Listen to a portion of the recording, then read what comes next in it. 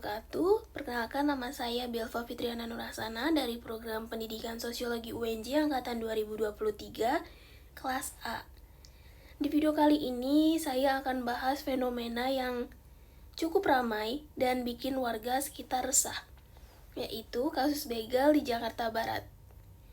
Topik ini penting banget karena begal bukan cuma soal kejahatan di jalan, tapi juga sudah menjadi masalah sosial yang berdampak ke banyak orang. Bahkan, karena beberapa kejadian yang sempat viral di media sosial, masyarakat jadi makin sadar kalau keamanan di ruang publik itu masih menjadi isu serius. Kasus seperti ini bukan cuma bikin korban rugi saja, tapi juga bikin warga lain ikut merasa takut dan merasa was-was saat beraktivitas, terutama pada malam hari. Kalau kita lihat secara umum, Jakarta Barat sebagai wilayah perkotaan yang memang punya banyak aktivitas yang padat, banyak orang berlalu lalang, banyak kendaraan, dan kehidupan kota berjalan dengan cepat.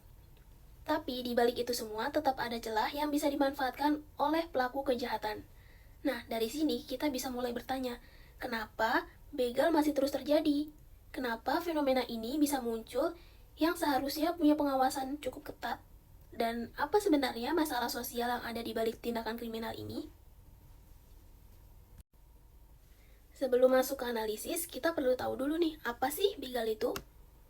Secara sederhana, begal adalah merampas barang milik orang lain dengan cara kekerasan. Biasanya terjadi di jalanan, dan pelaku bisa menggunakan ancaman, senjata tajam, atau bahkan melakukan pemukulan kepada korban. Dalam banyak kasus, korban bukan cuma soal kehilangan motor, HP, atau barang pribadi lainnya. Lebih dari itu, korban juga bisa mengalami luka fisik, trauma psikologis, dan rasa takut yang terus terbawa dalam jangka waktu yang lama. Jadi dampaknya bukan kecil. Begal itu bukan sekedar pencurian biasa, tapi tindakan yang benar-benar mengganggu rasa aman masyarakat. Kalau dilihat dari sudut pandang sosiologi, begal itu termasuk ke dalam masalah sosial karena bertentangan dengan nilai dan norma yang berlaku di masyarakat.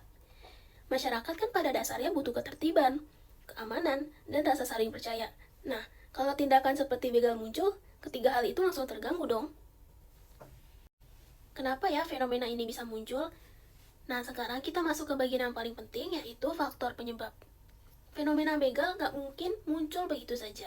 Biasanya ada banyak faktor yang saling berkaitan di belakangnya. Yang pertama, faktor ekonomi. Ini salah satu faktor yang paling sering disebut. Saat seseorang mengalami kesulitan ekonomi, pengangguran, dan tidak punya penghasilan yang tetap, dia bisa terdorong untuk mencari cara mendapatkan uang.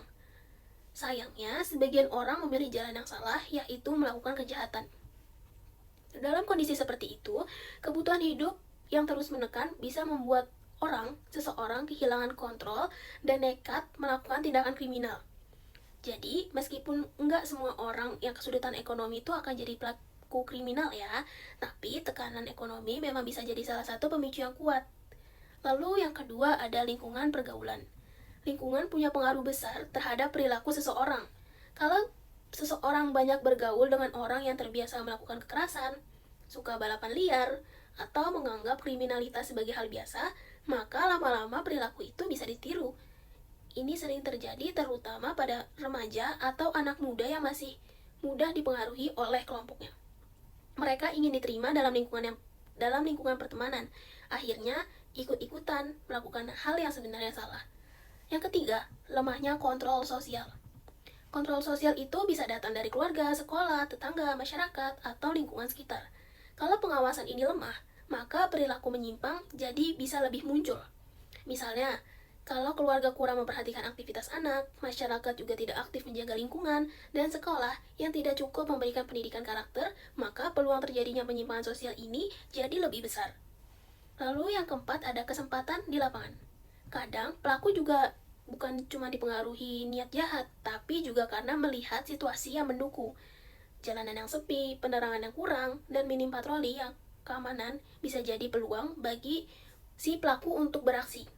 Artinya, kondisi lingkungan juga ikut berperan. Kalau tempatnya rawan, maka resiko kejahatan itu tentu lebih tinggi. Sekarang kita bahas ke dampaknya.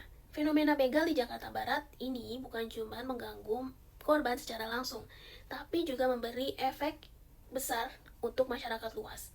Yang pertama, tentu saja rasa takut itu pasti meningkat. Banyak orang jadi lebih waspada saat keluar malam, bahkan ada yang sengaja menghindari jalur tertentu karena takut jadi korban. Yang kedua, aktivitas warga jadi terbatas.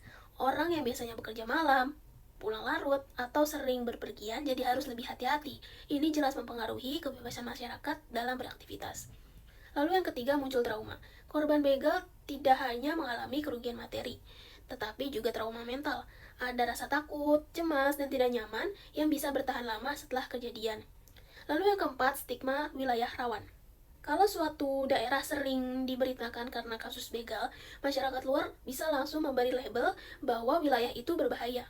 Padahal kenyataannya bisa lebih kompleks dari sekedar stigma tersebut. Lalu yang kelima, kepercayaan terhadap keamanan lingkungan menurun. Nah, kalau masyarakat merasa lingkungannya tidak aman, maka hubungan sosial juga ikut terpengaruh. Orang jadi lebih tertutup, lebih curiga, dan tidak merasa tenang saat berada di ruang publik. Kalau kita lihat dari perspektif sosiologi, begal adalah penyimpangan sosial. Penyimpangan sosial terjadi ketika seseorang melanggar norma dan nilai yang berlaku di masyarakat. Norma itu kan dibuat supaya kita bisa hidup bersama, bisa lebih tertib dan aman. Nah, saat ada orang justru menggunakan kekerasan untuk merampas hak orang lain, itu berarti dia sudah keluar dari aturan sosial yang disepakati bersama. Tapi, dalam sosiologi, kita nggak cuman berhenti di label perilaku jahat, tapi kita juga melihat struktur sosial yang melingkupi perilaku itu. Kenapa ada orang yang memilih jalan kriminal? Apa yang terjadi di lingkungan tempat mereka tumbuh?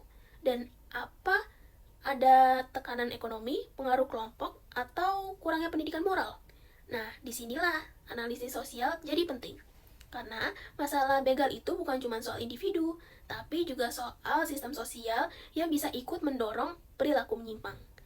Kalau kita hubungkan dengan kehidupan kota besar seperti Jakarta Barat, kita bisa lihat bahwa kepadatan penduduk, mobilitas tinggi, kesenjangan sosial, dan ruang publik yang tidak semuanya aman bisa menciptakan situasi yang rawan.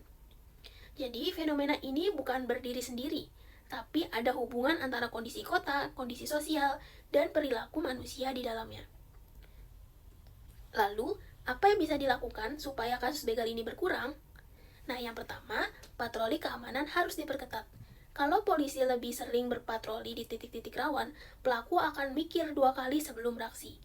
Lalu yang kedua, penerangan jalan harus diperbaiki. Jalan yang terang bikin pelaku sulit untuk bergerak, dan warga pun juga lebih merasa aman. Lalu yang ketiga, masyarakat harus ikut berperan. Misalnya lewat ronda, komunikasi antar warga, atau sistem keamanan lingkungan yang lebih aktif. Lalu yang keempat, anak muda perlu diberi ruang kegiatan positif. Banyak penyimpangan terjadi karena anak muda tidak punya wadah yang sehat untuk menyalurkan energi dan kemampuan mereka. Karena itu, kegiatan olahraga, organisasi, komunitas, atau pelatihan kerja bisa jadi solusi yang penting untuk hal ini. Lalu yang kelima, edukasi soal bahaya kriminalitas harus terus dilakukan. Pendidikan bukan cuma soal sekolah, tapi juga soal membentuk kesadaran sosial bahwa tindakan kriminal tidak pernah membawa solusi untuk jangka panjang. Jadi, bisa kita simpulkan bahwa fenomena begal di Jakarta Barat bukan hanya masalah kriminalitas biasa. Ini adalah masalah sosial yang kompleks karena melibatkan faktor ekonomi, lingkungan, pergaulan, kontrol sosial yang lemah, dan kondisi ruang publik yang rawan. Kasus begal ini juga menunjukkan bahwa rasa aman masyarakat perlu dijaga secara bersama. Nggak cukup hanya mengandalkan aparat, tapi masyarakat juga harus ikut terlibat dalam menjaga lingkungan yang aman dan nyaman. Semoga dari pembahasan ini kita bisa lebih sadar bahwa masalah sosial seperti begal ini punya dampak besar bagi kehidupan kita dalam sehari-hari. Dan yang paling penting, semoga kita semua bisa ikut berperan dalam menciptakan lingkungan yang lebih aman, lebih peduli, dan lebih manusiawi. Sekian mungkin dari saya. Assalamualaikum warahmatullahi wabarakatuh.